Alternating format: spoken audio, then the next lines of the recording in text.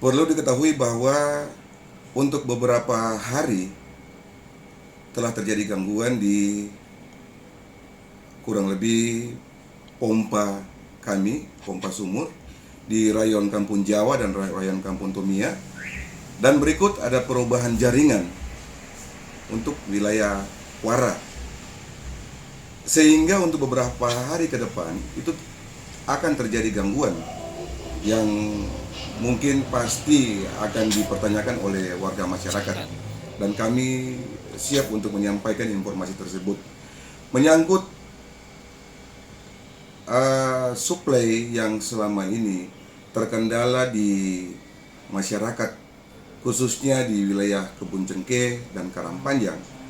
Memang secara global pelanggan PT Desa ini sudah kurang lebih 9.000 sampai dengan 10.000, masuk 10.000.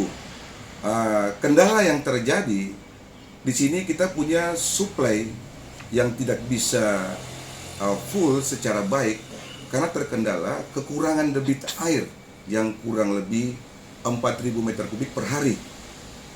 Karena untuk menutupi kurang lebih 9.000 sampai dengan 10.000 pelanggan dibutuhkan kurang lebih 4.000 meter kubik per hari. Sehingga ini kami lakukan dengan cara melakukan investasi. Investasi yang mana yang kita lakukan, yaitu kita mencari air lewat sumber-sumber air sumur. Ada beberapa titik yang sudah membantu, misalnya daerah Gang Banjo, Arema, dan Tanjung. Itu kita menggunakan pompa sumur dalam. Di situ upaya-upaya kita untuk melakukan apa yang menjadi tugas dan tanggung jawab kita selaku pengelola bagi dan untuk kepentingan masyarakat.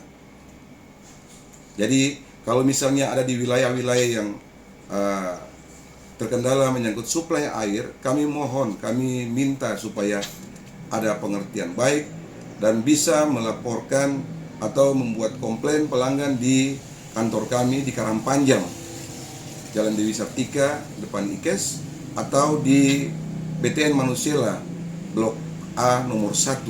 Di situ ada kantor pembantu dan bisa melaporkan secara baik atau memberikan informasi bahwa di tempat pelanggan air tidak mengalir. Mungkin itu saja yang bisa saya sampaikan. Terima kasih. Terima kasih sudah nonton. Jangan lupa like, subscribe, dan share ya.